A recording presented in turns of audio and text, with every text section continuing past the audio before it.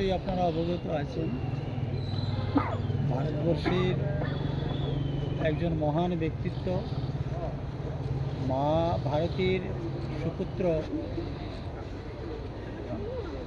ভারতবর্ষের প্রাক্তন প্রধানমন্ত্রী শ্রদ্ধেয় অটল বিহারী বাজপেয়ীজির, যিনি ভারতরত্ন উপাধি পেয়েছেন, ওনার আগামীকাল 25শে ডিসেম্বর ওনার শতবর্ষ আমরা উদযাপন করতে চলেছি সারা দেশব্যাপী। তারই অঙ্গ হিসাবে আজকে আমরা 24 ডিসেম্বর যতগুলা অটলজির মূর্তি রয়েছে প্রত্যেক মূর্তি আমরা সাফাই করছি এবং আগরতলা স্থিত ক্যান্সার হসপিটালে যে মূর্তি রয়েছে সেই মূর্তি আমরা কিছুক্ষণ আগেই আমরা সাফাই করেছি এবং মাল্যদান করেছি।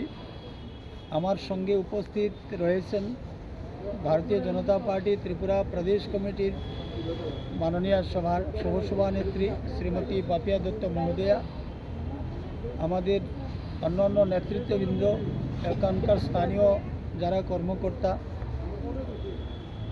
আজকে আমরা অটলজির এই দিনের পুণ্য লগ্নে আমরা ওনাকে স্মরণ করছি।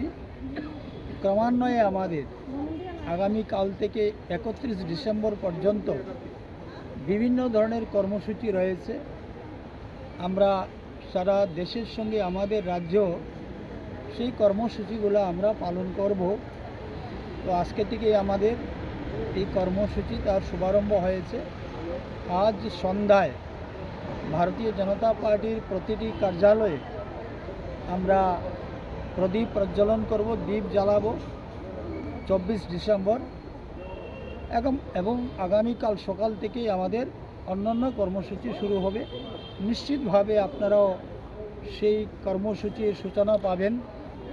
এবং অটলজি এমন একজন ব্যক্তিত্ব, তিনি শুধু ভারতবর্ষের প্রধানমন্ত্রী ছিলেন না, উনি আধুনিক ভারতের রূপকার হিসাবে আমরা জানি। ওনার প্রধানমন্ত্রিত্বকালে গরিব কল্যাণে যে সমস্ত সুবিধা বা স্কিম চালু হয়েছিল, আজকেও দেশের কোটি কোটি গরিব মানুষ সেই সুযোগ ভোগ করছেন এবং সুবিধা লাভ করছেন। তো স্বাভাবিক কারণেই অটলজি শুধু ভারতীয় জনতা পার্টি থেকেই উনি যে প্রধানমন্ত্রী হয়েছেন, ভারতীয় জনতা পার্টি ওনাকে শ্রদ্ধা জানাবে এমন নয়, গোটা ভারতবাসীর গর্ব এবং গোটা ভারতবাসী আজকে অটলজিকে স্মরণ করছে এবং স্মরণ করবে আমরা মনে করি।